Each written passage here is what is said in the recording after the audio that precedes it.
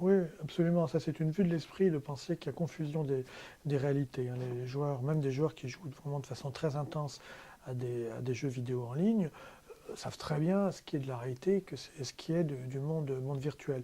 Il n'y a que des cas pathologiques qui sont vraiment très minoritaires dans lesquels il peut y avoir des types de confusion.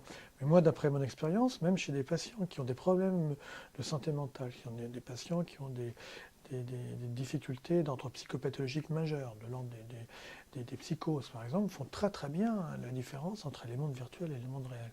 Donc sur ce plan-là, il n'y a pas d'inquiétude. Alors là où il peut y avoir inquiétude, c'est sur la familiarisation avec à des scènes virtuelles qui finalement finissent par nous imprégner et qui nous permettent et qui nous amènent à relativiser la question des réalités. Je parle de la violence par exemple. C'est vrai que si vous êtes dans des environnements hyper violents, virtuels, toute la journée, la violence réelle vous paraît moins scandaleuse. Vous êtes désensibilisé à l'existence de la violence réelle. Donc là, il y a ce problème-là.